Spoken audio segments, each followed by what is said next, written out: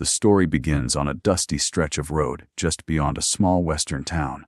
The golden horizon swallows the day as a lone cowboy rides in, hat tilted low, shirt sun-faded, boots worn. To the townsfolk, he looks like just another drifter passing through, one of those men who vanish as quickly as they arrive. But behind his weathered eyes is a truth no one sees. He is Cole Maddox, heir to one of the largest ranching empires in the state, a man who turned his back on wealth and privilege years ago. To most, he's invisible, and to him, love is nothing but a shadow he buried long ago. That's when Emma Hartley enters his story. A single mother running the last little bookstore in town, clinging to it like it's her lifeline. She has a 6-year-old daughter, Lily, who hasn't spoken a word since her father abandoned them. Emma sees Cole as nothing more than a stranger, a quiet cowboy who lingers too long near the shelves, buying old poetry books and children's tales he claims are for the road.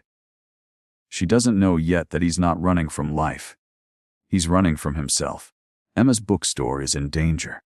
Developers want to tear down her building to put in a chain supermarket. She's fighting back with petitions, town hall meetings, and every ounce of courage she has left, but her voice is small and her bank account even smaller. Cole notices. He sees the wariness in her eyes, the determination masked with quiet despair.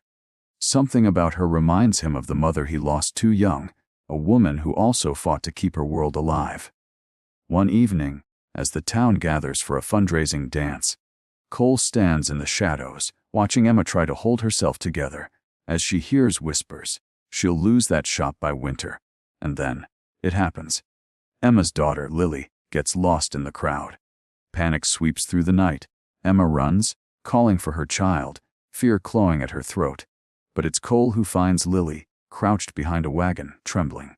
He doesn't say a word, just kneels, takes off his hat, and gently hands her a worn feather he keeps in his pocket. For some reason, Lily doesn't pull away. She takes the feather and holds his hand. For the first time in years, Emma feels a flicker of gratitude toward a stranger.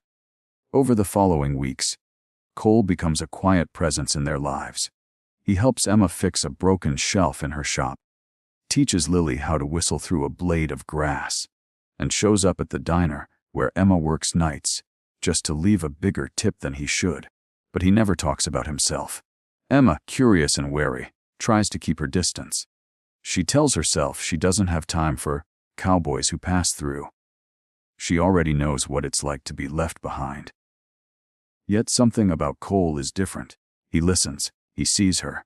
Not the broken bookstore owner, not the abandoned woman, but the fighter still standing despite everything.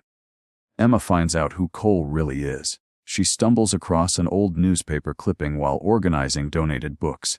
There's his picture. Cole Maddox, son of oil and land baron, vanished from public eye. The article talks about how he walked away from the Maddox estate, the millions of acres, the wealth most men would kill for. Fury floods her veins. To her, he's been lying, pretending to be a drifter while she's scraping for pennies. When she confronts him, her voice breaks. Do you know what it feels like to wonder how you'll feed your child tomorrow, while you sit on half the state and act like you're just some wanderer? Cole's jaw tightens. His eyes darken with the weight of old ghosts. He finally speaks the truth. I walked away because all that money couldn't buy back what I lost.